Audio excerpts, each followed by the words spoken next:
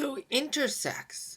I'm not going to get too into this, but as you know from the definition sheets that you've received, intersex is those that have indeterminate genitalia or possibly both.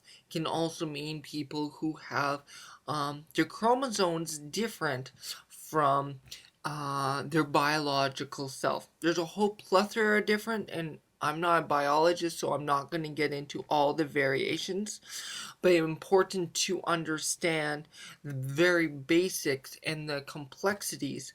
The video that's going to be shown will get into some of the depth and the oppression, the exclusion, and the medical piece to the experience of intersex persons.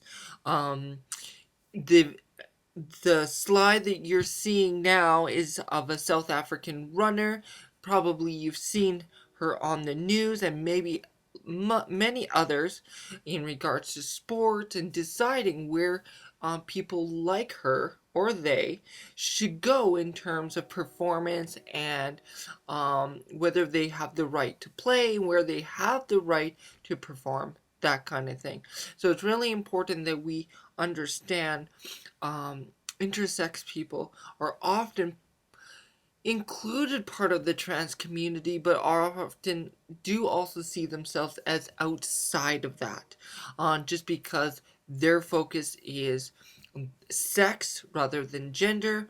But it's all intersex, as we've previously talked about. So there you have it on intersex folk.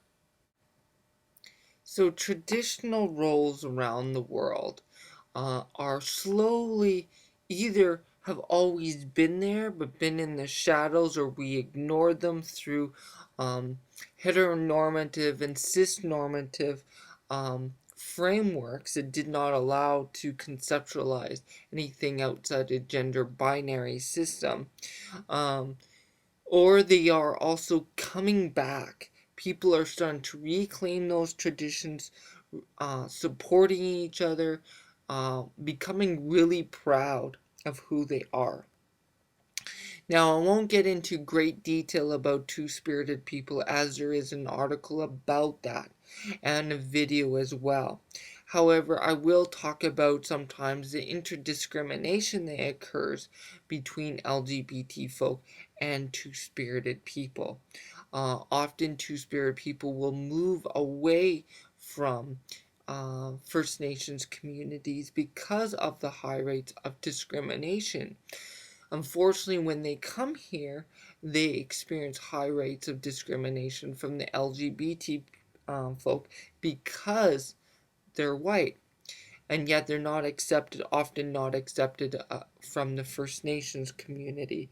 So they're not feeling included by either side, don't know where to belong, not necessarily understanding or knowing that there is a traditional space for them, right?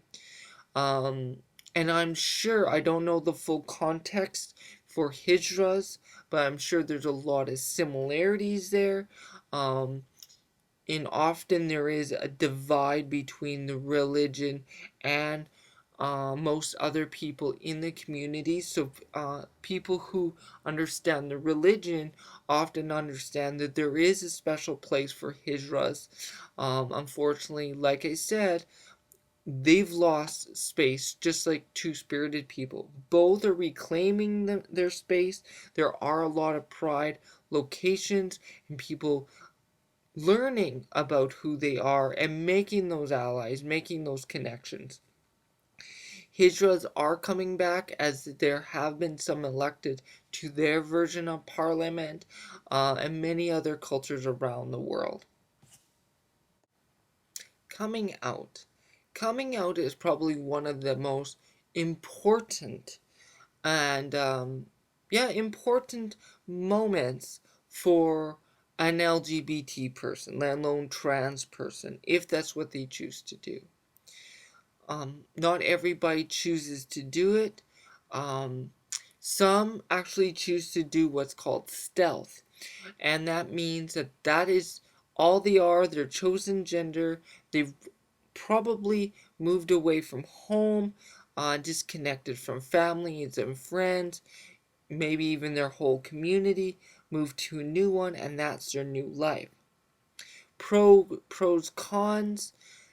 There's lots of cons in terms that it can be dangerous depending on your situation, especially if you're a youth. Um, you know, it's scary out there sometimes, right? Pros. You're often more confident. You can make strategies about finding employment. You can you can navigate the world and find those people and those support networks when you're out because you can have a conversation about it.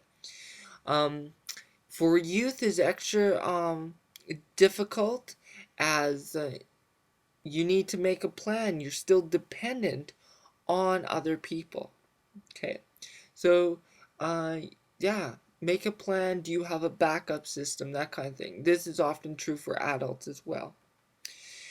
Coming out is also a process for everybody.